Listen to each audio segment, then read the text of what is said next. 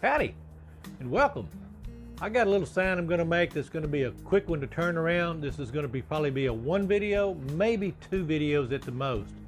So if you would, stick around and I'll show you how we're going to get this one done real quick. Be right back.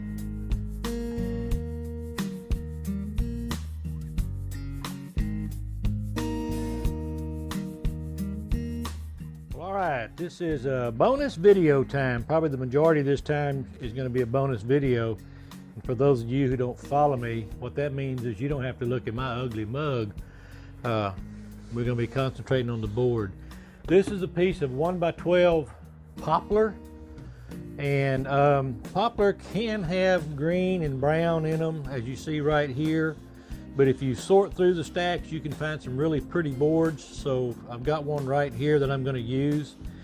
And I want to see that grain flowing large from left to right. So this is going to be the top, which is the bottom to y'all, but this is the top and this will be the bottom. So the way I'm going to lay this one out is I've already gone and created a stencil with my Cricut machine. And what I want to do is I want to measure and get this kind of in the center. So what I'm looking for is an equal distance. We're going to just start off with 2 inches and see what that looks there. So from there to the top of the letters, that's about 2 inches. And from here to right there is about 2.5. So that means I want to make this about 2.25 inches. About right there. And from there to there, I went just a little bit too far, so we're going to move it up just a little bit. All right, right about there. That is about 2.25 right there, and we'll go from here. That is about 2.25 right there. So we're good top to bottom. So I want to do the same thing from left to right. So now we're looking at about 5 inches there. And we're 5 inches right there. So I got really lucky with this one on the layout. So that puts us right in the center of the board. So what I want to do, I didn't get a pencil. Let me get a pencil right quick.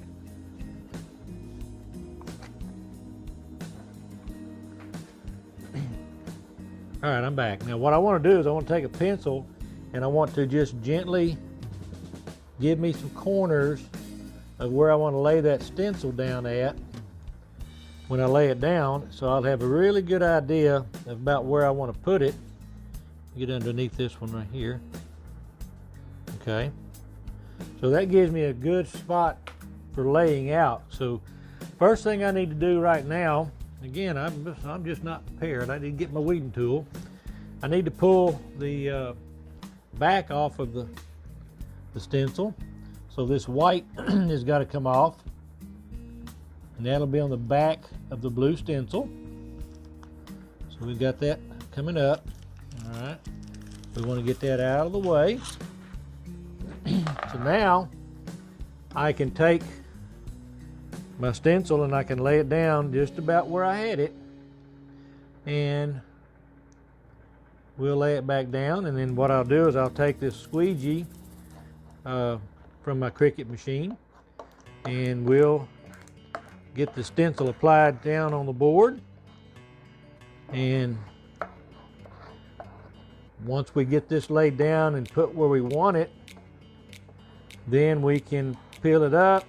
The blue stencil will stay on the board, and that will be my layout lines, and we'll get the layout done with it. And then you'll see how we're going to go ahead and get this thing all laid out and carved like we want it. So we want to get the bubbles out best we can. Rub it down real hard. See, I've got some bubbles right here, and I'm not worried about those. What I really want to make sure is I don't have bubbles in the words. I want to get those down good and flat. So, all right, so now we've got that down. Go ahead and work that one out since it's so close. Okay. All right, so now what we're going to do is we're going to take the weeding tool and we're going to peel off what's called the transfer tape. That's not stuck real good yet. Put that back down on the ground. There we go. This is called the transfer tape. And the transfer tape is used to transfer, just like it says, the stencil from the backer board to your media, and in this case, just 1x12 poplar.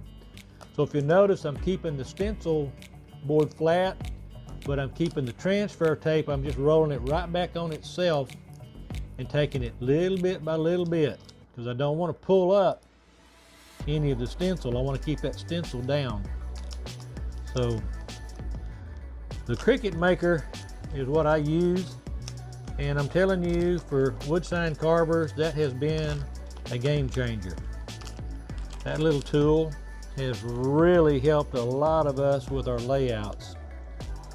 So I use, obviously, you saw me yesterday with a laser layout, and I like using both the laser and the Cricut because I get really nice, good, sharp, clean lines with this to work with. So we've almost got it.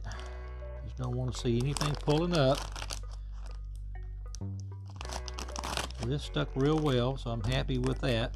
Okay, we're past the danger part. All right, so now we got that out. So the next thing we're going to do is we're going to take this squeegee one more time. We just want to make sure that everything is down flat. Okay, I'll make sure it's stuck good. Okay, now I don't know why, but when I laid this out on my Cricut, the down here at the bottom, it didn't lay it all the way out to the bottom, so I've got to lay some tape there on the bottom there and give us a border to work with. So I'm going to lay some tape down here across the bottom, and all this is really doing is just helping me keep a board clean so that I can do the routing and do the layout, and makes my sanding and cleanup a whole lot easier. And put a little piece right here. That'll make that work. Okay. All right. And go ahead, while I'm here, I'm just going to go ahead and take it all the way to the end, all the way down to the bottom. Then I'll do the same thing up at the top. And what that's going to do is just make my cleanup a whole lot simpler. So, all right, so we got that done. I'm going to run a piece or two up here on the top. Do the same thing right there. So we're good there. So now I'm just going to take a quick little shortcut, and I'm just going to take 2 pieces of paper towel, and I'll just tape those in position right there, and that saves me from using a whole lot of tape, and that makes it quick and easy. So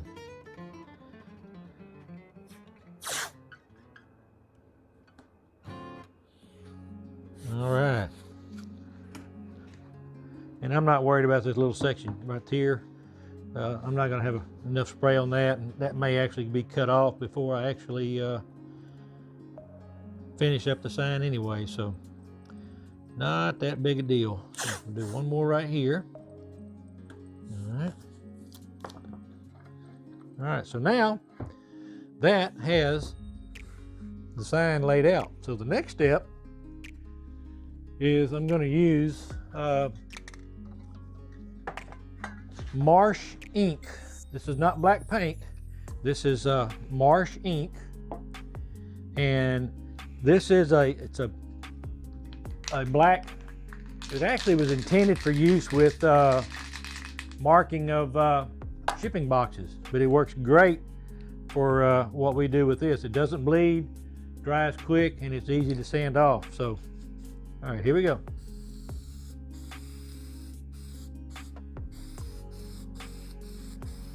Doesn't take a whole lot, just a little bit. We'll give this thing a second or two to dry, and then we'll come back and we'll remove the decal, and you'll see our layout. So hang on, we'll be right back. All right, we've let it dry off enough that we can go ahead and remove all the masking that we've done. It's not totally 100% dry, but it's dry enough that we can do that. So we're going to go ahead and get that off and get prepared to start the carving. And by the time we get the router all set up and everything, the ink will be dry and we can proceed with our carving. So that's the beauty of this marsh ink. It dries real quick. So all right, so now we have all the masking tape and towels removed.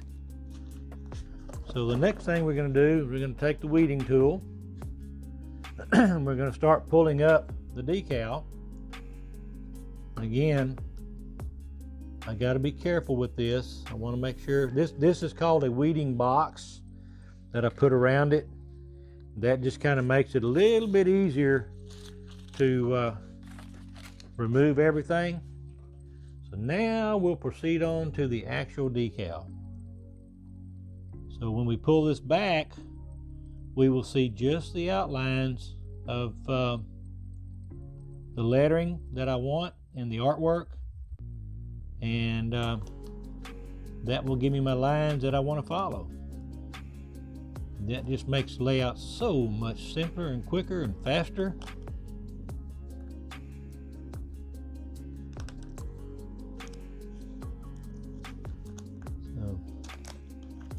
So as you can see, I've got good, crisp, sharp lines to work with. And it's really, really clean to work around with and fast. Like I said, it's just this Cricut Maker, or you can do it with a Cricut Air. I happen to have a Maker, but it was a game changer when I first got mine. I could not believe the difference that it made. And so hats off to Matt Bay and good gosh, my girl Gigi and Tessa, and oh man, there's so many others in our wood carving group that use the Cricut. And so my hat's off to all of y'all for convincing me this was the route to go, because y'all were so correct. This is really an awesome game changer for us. So just a little bit more left to pull up.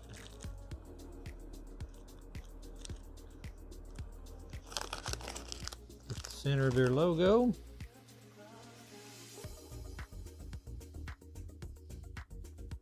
And just like that, our layout is complete with what we want to do for carving.